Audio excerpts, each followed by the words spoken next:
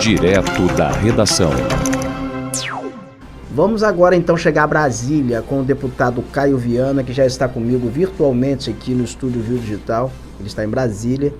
e nós vamos conversar aqui sobre essa questão dos royalties. Vamos desdobrar. Deputado Caio Viana, da bancada do PSD do Rio de Janeiro, em Brasília. Nós estamos diante desse fato aí evidenciado numa publicação do Renan Calheiros, que é a possibilidade do Supremo Tribunal Federal derrubar uma liminar que mantém a vigência da antiga lei dos royalties. Mas se ocorrer, vai implicar na redistribuição de recursos dos royalties, o que nos cria aqui um problemão no estado do Rio de Janeiro. Deputado, eu queria saber como é que o senhor está convivendo com isso, o que se está se articulando, como é que o senhor interpreta essa possibilidade?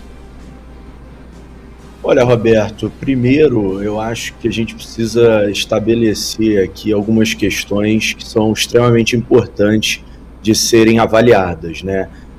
O pagamento, essa compensação de royalties feita aos municípios e estados produtores, né, nunca foi um bônus ou um presente. Essa é uma compensação necessária pelos impactos e danos causados a esses entes, né, que obviamente são impactos diversos, impactos sociais, econômicos,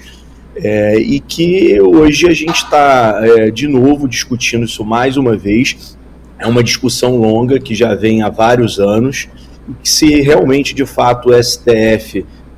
der seguimento a essa lei, vai trazer danos e uma crise imensa para todo o estado do Rio de Janeiro, né, para todas as cidades e municípios, né, produtores de petróleo e, consequentemente, a minha querida cidade de Campos enfrentará uma crise econômica, financeira sem precedentes, com a paralisação, sem dúvida alguma, de diversos serviços públicos importantes para o cidadão, que vai desde a área de saúde, vai da área de educação. Nós vamos ter uma dificuldade de manter hospitais filantrópicos. Então, essa é uma questão que a gente tem que tratar com a devida urgência que ela tem e entendendo que no estado do Rio de Janeiro nós já estamos sofrendo uma crise econômica muito grande. A previsão é que o estado do Rio de Janeiro, que está em regime de recuperação fiscal, inicie o ano que vem com um déficit de mais de 3 bilhões e 500 milhões de reais. Ou seja, a situação já é crítica e pode se agravar ainda mais, né? E os municípios estão preparando todo o seu orçamento em cima do orçamento que está previsto, que se tem. Então, essa dinâmica alteraria todo o planejamento desses governos e que, mesmo com muito esforço de planejamento, esforços econômicos, eu tenho a convicção de que a população do estado do Rio de Janeiro iria perder muitos serviços públicos e a gente estaria, podemos dizer, à beira de uma crise social e até mesmo de uma guerra civil, porque o que se teria seria desemprego, né, empresas fechando portas, serviços sendo paralisados, serviços importantes na área de saúde, na área de educação, né, na área de infraestrutura. Então, você tem aí pacientes oncológicos, renais, que teriam o seu tratamento interrompido. E aí, como que nós vamos tratar dessa questão? Né, é o que é mais importante nesse momento, porque nós não podemos penalizar um estado como o Rio de Janeiro, que já foi capital do nosso país, né, que distribui essa riqueza, que nós sofremos os impactos dessa produção petrolífera aqui no estado do Rio de Janeiro, né, e que dessa forma a gente estaria só compartilhando os benefícios e não estaria compartilhando os impactos, porque os impactos irão continuar, né, mesmo com essa partilha desses benefícios. Então, não se trata aqui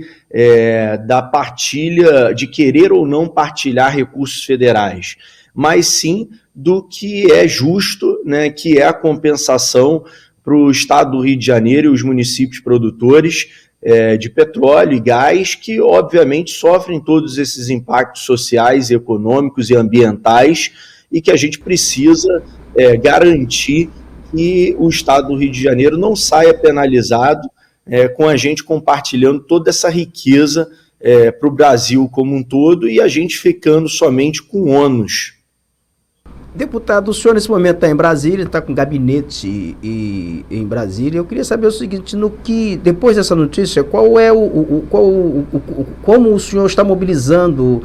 o seu gabinete e se existe alguma articulação em termos aí com a bancada do Rio de Janeiro junto ao Supremo? Olha, com certeza, Roberto, porque a gente está tratando de um tema muito sensível para o Estado do Rio de Janeiro, né? A gente está falando de impactos na ordem de 150 bilhões de reais, ou seja, é uma transferência econômica